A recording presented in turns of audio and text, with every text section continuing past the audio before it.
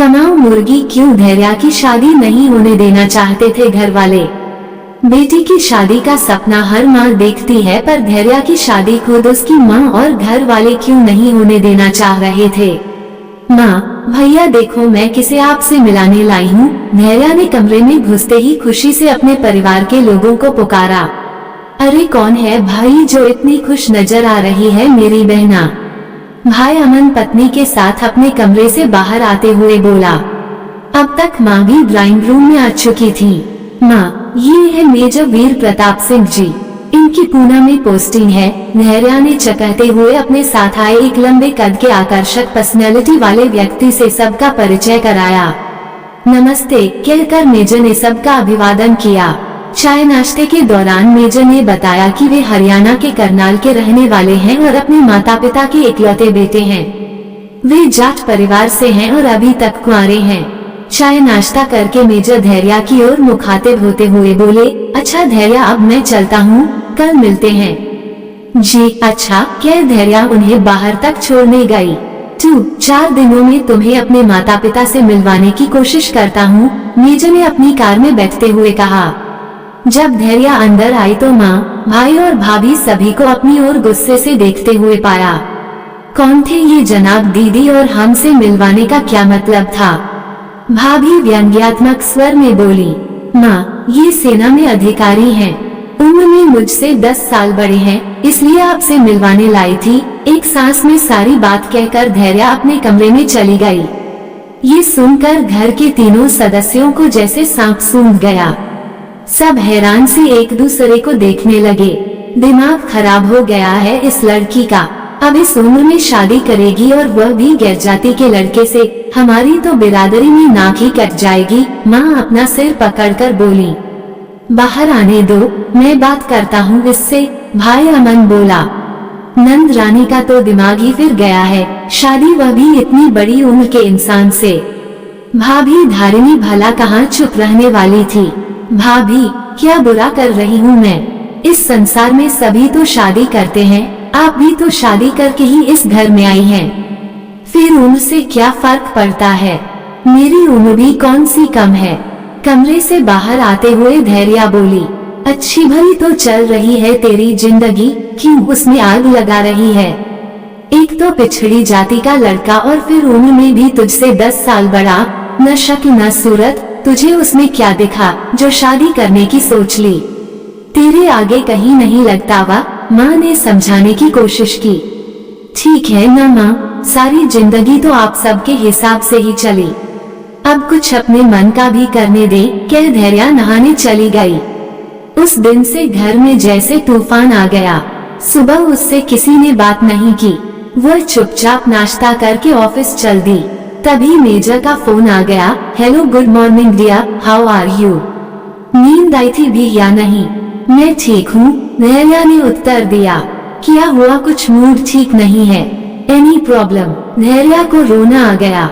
बोली, घर में कल आपके जाने के बाद जमकर कोहराम मचा, कोई मेरी शादी नहीं करना चाहता, ऐसा मैंने क्या कर दिया? वो रोना से स्वर में बोली। कोई बात नहीं, तुम उदास न हो, ये सब हम बाद में हल कर लेंगे। कल मम्मी पापा आ रहे हैं अपनी लाडली बहू से मिलने, तुम तैयार रहना, मेजर ने उत्साह से कहा। ये सुन धैर्या एकदम चौंक कर अपने आंसू पोंछते हुए बोली, कल मैं कैसे कर पाऊंगी सब? तुम्हें करना ही क्या है, बस तैयार होकर कल 11 बजे होटल ताज पहुंच जाना, मैं वहीं मिलूंगा। जी वे सब तो ठीक है, पर मैं बहुत नर्वस फील कर रही हूँ, धैर्या ने थोड़ा घबराते हुए कहा। अरे इसमें नर्वस होने की क्या बात है? मेरे माता पिता बेहद सीधे हैं, वे कब से अपनी बहू के लिए तरस रहे हैं, बस नहीं शादी के लिए तैयार नहीं था, उनका बस चले तो आज ही शादी करके तुम्हें घर ले जाएं। ठीक है तो कल मिलते हैं, कहकर मेजर ने फोन काट दिया। शाम को ऑफिस से घर आकर धैर्या कॉफी का मग लेकर बालकनी में आ खड़ी हुई। उसका मन आज से 6 माह पहले मेजर से हुई पहली मुलाकात पर चला गया था। होश संभालते ही घर की जिम्मेदारियों को निभाते निभाते वह अपने बारे में सोचना ही भूल गई थी। बस माँ, भाई, भाभी, भतीजा ही उसकी दुनिया थे। पर पिछले कुछ दिनों से घर वालों का, बर्ताव और कुछ कानों में पड़ी बातों ने उसके मन को बुरी तरह आहत कर दिया था। तभी उसे समझ आया कि घर में सब अपने अपने में मसरूफ हैं, सभी को उसके पैसे से मतलब है, न कि उससे। वो तपड़ उठी थी जब मौसी ने माँ से उसकी शादी के बारे में बात की थी। तब माँ बोली थी, अरे जीजी, धैर्या का ब्याह हो गया तो हमारी जिंदगी तो नर्क हो जाएगी। अमन की तो नौकरी लगती छूटती रहती है, शादी के बाद ससुराल वाले मायके की मदद तो नहीं करने देंगे ना।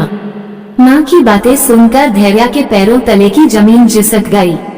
एक सप्ताह के गंभीर मंथन के बाद वह किसी नतीजे पर पहुँचती। तभी उसे एक दिन ऑफिस जाते समय मेट्रो में अपनी बचपन की सहेली निशा मिल गई। धैर्या की आपबीती सुनकर निशा गुस्से से भरकर बोली, तू अभी तक उन सबको ढो रही है। अंकल थे तब तू कमाऊ पूत थी और अंकल के जाने के बाद सबके लिए मात्र सोने के अंडे देने वाली कमाऊ मुर्गी बनकर रह गई है, जिसे तेरे घर वाले शादी कर हलाल नहीं करना चाहते हैं।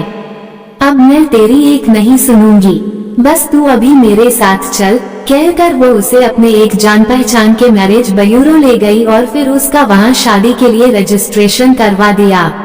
मैरिज ब्यूरो से एक माह बाद ही धैर्या के पास फोन आ गया और तब उसकी मेजर सिंह से मुलाकात हुई। वे उसे पहली मुलाकात में ही भाग गए थे। बिना लागू पेट के उन्होंने धैर्या को बताया कि वे 42 साल के होकर भी सिर्फ इसलिए कुंवारे हैं कि वे अपनी नौकरी में मसरूफ थे। अपनी पोस्टिंग पर उन्हें परिवार को ले जाने की मनाही थी। छुट्टी भी बहुत कम मिलती थी। माता पिता की देखभाल के लिए किसी भी लड़की को ब्याह कर ससुराल में छोड़ना उन्हें पसंद नहीं था। अब उनकी पोस्टिंग पूना में है और वे परिवार को अपने साथ रख सकते हैं, इसीलिए शादी को तैयार हो गए। धैर्या के बारे में सब सुनकर उन्होंने कहा, आप जैसी जिम्मेदार लड़की से कौन शादी नहीं करना चाहेगा। आपको अपने घर लाकर मैं और मेरे माता पिता खुद को धन्य समझेंगे। मेजर साहब से होटल में मिलने के बाद धैर्या ने वहीं से निशा को उनके बारे में बताया तो वो खुशी से बोली, अब देर मत कर, भले ही तुझसे उम्र में 10 साल बड़े हैं, जाति और कल्चर अलग है, पर उससे कोई फर्क नहीं पड़ता। तुम दोनों समझदार हो। तू अपना सब कुछ लुटा कर भी परिवार वालों की सगी नहीं हो सकती, वे सिर्फ अपना मतलब निकाल रहे हैं। शादी करके अपना घर परिवार बसा और अपनी जिंदगी जी। मेजर सिंह से कुछ मुलाकातों में ही उसकी समझ में आने लगा कि जीवन साथी के साथ जिंदगी बिताने का आनंद क्या होता है। खुद को अंदर से मजबूत करके और शादी का पक्का मन बनाने के बाद ही उसने मेजर सिंह को अपने परिवार वालों से मिलवाया। अगले दिन सुबह धैर्या फिरोजी रंग की शिफॉन की साड़ी पर हैदराबादी मोतियों का सेट पहनकर घर से निकली तो माँ और भाभी उसे खा जाने वाली नजरों से देख रही थी। ताज होटल के कमरा नंबर 403 के बाहर पहुंचकर घंटी पर हाथ रखते समय उसका दिल जोर जोर से धड़क रहा था। उसे लग रहा था मानो वह जिंदगी का सबसे बड़ा इम्तिहान देने जा रही हो।